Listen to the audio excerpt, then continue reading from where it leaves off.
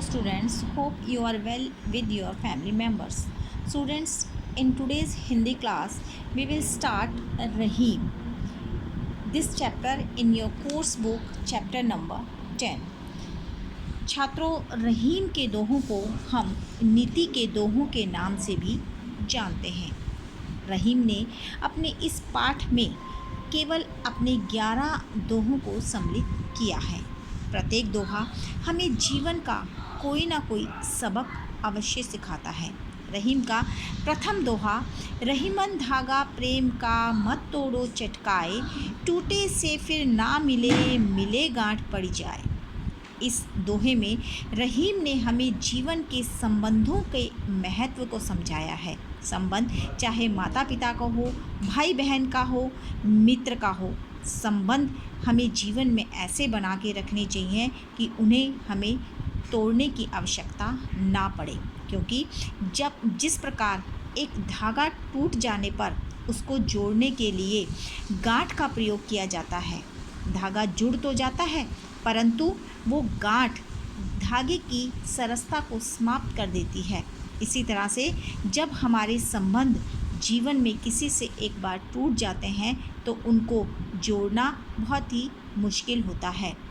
संबंध जुड़ तो जाते हैं परंतु एक गांठ रूपी कड़वाहट के साथ। इसीलिए रहीम जी कहते हैं कि जीवन में संबंधों को सहज कर रखना चाहिए। दूसरे दोहे में, रहीमन निज मन की बिथा मन ही राखो गोए, सुने अठेली लोग सब बाटे न ले है कोई।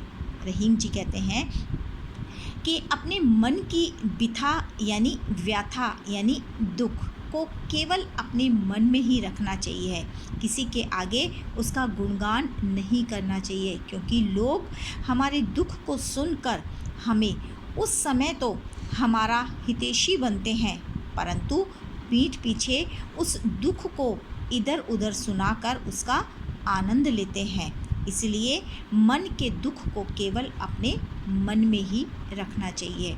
अगला दोहे में रहीम जी कहते हैं, एके साधे सब सधे सब साधे सब जाए, रहीमन मूले सींच बे फूले फले अघाए। रहीम जी कहते हैं कि जिस तरह से एक पेड़ को फलने फूलने के लिए हम केवल पेड़ के मूल यानी कि उसकी जड़ में पानी डालते हैं, जिससे पेड़ हमें फूल भी देता है, फल भी देता है। इसी प्रकार इस संसार को चलाने वाली शक्ति केवल एक ही है, जिसे हम परमात्मा ईश्वर कहते हैं। जब हमारे कामों में कोई रुकावट आती है या हम काम पूरे नहीं कर पाते तो हमें केवल उस ईश्वर के सामने ही आराधना करनी चाहिए, इधर उधर नहीं भटकना चाहिए, तभी हमारे सभी काम परिपूर्ण हो जाते हैं। अगले दोहे में रहीम जी कहते हैं, चित्रकूट में रमी रहे रहीमन अवध नरेश, जा पर विपदा पड़त है सो आवत यह देश। रहीम जी कहते हैं कि जब अवध नरेश यहाँ श्री राम को कहा गया है। जब श्री राम के ऊपर बुरा समय आया, उनके पिता ने उन्हें 14 वर्ष का वनवास दे दिया। उस समय वह प्रकृति की ओर जाकर चित्रकूट वन में रहने लगे, जिससे उनका विपदा यानी वो 14 वर्ष का बुरा समय बहुत ही आसानी से कट गया।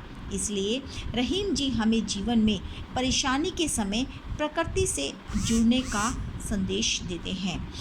छात्रों, इस पाठ में मैं आपको केवल 4 दोहों का ही एक्सप्लेनेशन दे रही हूँ, बाकी दोहे हम अगली कक्षा में करेंगे। आशा है आपको ये चारों दोहे अच्छे से समझ आ गए होंगे। Thank you.